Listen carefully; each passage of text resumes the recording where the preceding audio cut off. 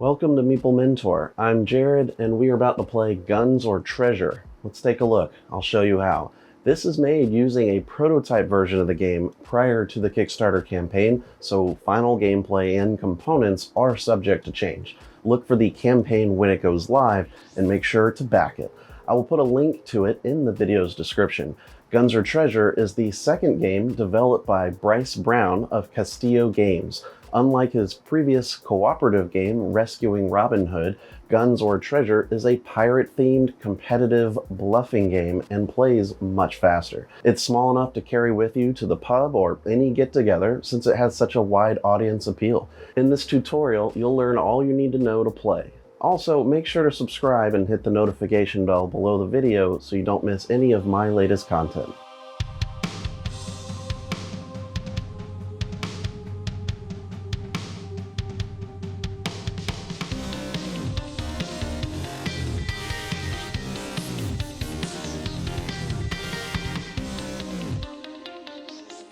In Guns or Treasure, you and your friends are swashbuckling pirates on the high seas. Build a fleet of ships, attack pirates, and become the wealthiest buccaneer to rule the seas. Through rounds of playing cards onto your ships, you'll be bluffing your way to victory, attacking each other. You won't know exactly what's been built up on the opponent's ships, and you might be outgunned or find a bomb. Succeed well enough in battle to collect the most treasure and win. Let's take a quick look now at how to set it up. Collect all the captain cards and shuffle them together. Deal one to each player. They'll each decide which side of the card to use, A or B, and put it face up in front of them. These captain cards will give you special abilities or powers to use during the game. You don't have to use them, and it's suggested you not use them in your first game. Now, shuffle all the ship cards and deal 6 to each player. Form a deck with the remaining cards and place them face down in the middle of the table. Whoever has most recently won a game of Guns or Treasure gets to be the first player, or the player whose birthday is closest to September 19th, which is of course International Talk Like a Pirate Day. You're now ready to begin. The game is fairly short and plays over 3 separate phases in order. First is shipbuilding, then marauding, and finally scoring. Whoever ends with the most treasure will win. In the first phase of the game, players will be building their ships using a total of 12 ship cards. Each will add either guns, treasure, or a bomb as indicated by the icons on them. The face-down ship cards are the stern sides. The face-up bow side will have the icons shown. If guns or treasure are on the card, there will also be a number showing its total value. There are 4 rounds played during the shipbuilding phase, with players playing 3 of their 6 cards each time. The cards are played simultaneously. The first player, or leader, will say a pirate phrase like "Arg" or "Walk the plank" to indicate the round is done. The player to the left can then become the leader and will get to say a pirate phrase to end the round. At the end of a round, everyone draws 3 cards from the ship deck to get back to 6. At the end of the 4th round, the shipbuilding phase ends. Any remaining ship cards in their hands are discarded to a discard pile. Any ship that only has 1 card is incomplete and is discarded as well. There are 2 ways to play a ship card in front of you. You can either start a new ship or add to an existing one. To start a new ship, place one of your ship cards face up so the guns, treasure, or bomb symbol is visible. To continue building onto an existing ship, put a ship card face down over the back of one of the ships already started. You can have multiple ships, and each can be of different lengths. Vertically splay the cards out so the large sail of each card played onto it is shown and visually makes one long ship. Players will be able to see and count how many sails and cards are in each ship. Once 4 rounds of shipbuilding are completed and everyone has played 12 cards, you'll be proceeding to the marauding phase. The player with the most revealed treasure on their ships goes first. Only the first topmost card of the ships are face up, while the ones in the back are still hidden. If players tie for the most treasure visible at this point, look to whoever has the most guns to break the tie. If still tied here, flip a coin. The game plays turn after turn going clockwise from the first player. Each player in turn order must make an attack on their first turn in the phase. On future turns, players can choose to attack another ship or retreat and score. To attack another player's ship, choose one of yours to attack with and another player's ship as the target.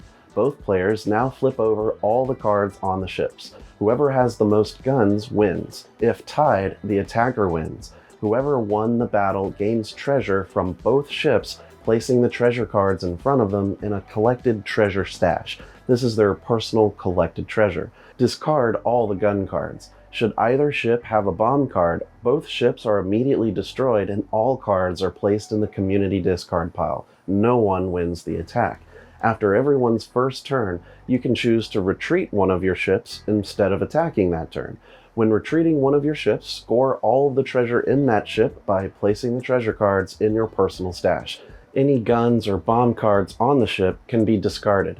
Go around turn after turn in clockwise order until all players have no remaining ships. Then move on to the next phase.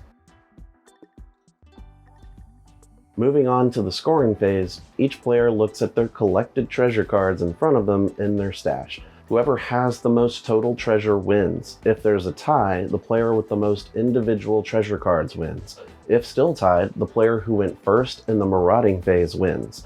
While the game has variable powers by using the captain cards included, their powers are not final yet. This is in prototype form right now, so I'll share just a couple here so you can get an idea of what kinds of abilities are in the game. Thunderbeard's A ability says that once per game during an attack, you can count one of your treasure cards of value 1, 2, or 3 as both a gun and treasure. His B side has all your value 1 and 2 treasure count as guns in battle, but still recovered and scored as treasure. Miranda Valdez's A ability gives her a ghost ship. Once per game, after you win an attack and add the treasure to your stash, you get to keep your ship out with just its guns to make an additional attack later. Her other side has all your ships count as having an additional +1 gun. The last one I'll mention is Cato Jones. The A side has an ability of once per game when you're being attacked by a ship, you may declare parley. The owner of the ship must choose a different ship to attack.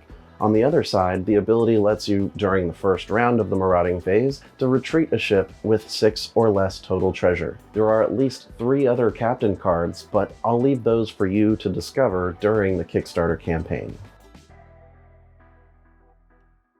To play a longer game, first start with using side A of the captain cards. After the first game, continue to the first phase of shipbuilding and do all the phases again. Keep track of who wins in each scoring phase. When you win a scoring phase, flip your captain card over to the B side, using that to indicate you've won one game. Once one player has won 2 scoring phases, they've won the long game and the game's over. To play a simpler game, play without the captain cards. It's good for both your first game and playing with younger kids. The Pirate's Bluff is one of the optional variants to play the game with. At the end of each round of the shipbuilding phase, each player discards 1 card and places 2 cards down in front of them, 1 face up, 1 face down. Then each player steals one of those cards from the player on their left and gets to keep the remaining card in front of them. At the start of rounds 2 through 4, players draw 4 cards to have a total of 6 to choose from like normal. The Captured Treasure variant is another interesting change that you can implement to your play. After a ship is defeated, add all the treasure cards from the defeated ship onto the victorious ship. The winning ship doesn't go away and is still in play. It can be targeted by other players, and the owner can choose to attack with it on a future turn or retreat with it.